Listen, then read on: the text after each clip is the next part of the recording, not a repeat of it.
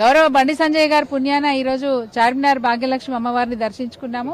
ఎందుకంటే వారు నిత్యం ఏ కార్యక్రమం చేసినా భాగ్యలక్ష్మి అమ్మవారి దగ్గరకు వచ్చి ఆశీర్వాదం తీసుకోవడం, అట్లాగే కేసీఆర్ గారి మీద సవాల్ విసిరాలన్నా, కేటీఆర్ గారి మీద, కవిత గారి మీద, ఎవరి మీద, హరీష్ రావు గారి మీద, ఎవరి మీద సవాల్ విసిరాలన్నా, వాళ్ళని ఛాలెంజ్ చేయాలన్నప్పుడు వారు నిత్యం వాడే మాట తడి బట్టలతో నేను చార్మినార్ భాగ్యలక్ష్మి అమ్మవారి దగ్గరకు వస్తాను, మీరు వస్తారా అని చెప్పి వారు ఛాలెంజ్ చేస్తూ ఉంటారు.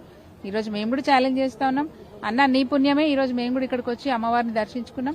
అమ్మవారిని ఒకటే కోరినాం, మీరు కేంద్ర సహాయ మంత్రిగా ఉండడం వల్లే పోలీసు వాళ్ళు బండి సాయి భగీరథను అరెస్ట్ చేయకుండా వారం రోజుల పాటు తత్సారం చేసినారు. ఇదే పదవిలో మీరు ఇంకా కొనసాగుతూ ఉంటే బండి సాయి భగీరథ కేసు నీరుగారిపోతుందేమో అనే ఆలోచన ప్రజలలో బాగా ఉన్నది. కాబట్టి మీరు చెప్పినా చెప్పకపోయినా కేంద్ర సహాయ మంత్రి కాబట్టి ఇప్పటికి వారం రోజులు దాటేసుకుంటూ వచ్చినారు. భవిష్యత్తులో కూడా అట్లాంటి పరిస్థితి ఉంటుందేమో అని చెప్పి ప్రజల్లో ఇంకా కూడా అట్లాంటి కన్ఫ్యూజన్ ఉంది. కాబట్టి బండి సంజయ్ గారు మీకు మీరే బాధ్యత వహించి మీరు మీ పదవికి రాజీనామా చేస్తే దేశం మొత్తం, రాష్ట్రమే కాదు దేశం మొత్తం కూడా గర్విస్తుంది మిమ్మల్ని చూసి. కాబట్టి మీకు అట్లాంటి సద్బుద్ధిని ఇవ్వాలని చెప్పి అమ్మవారిని వేడుకోవడానికి ఈ రోజు మేము వచ్చినాం.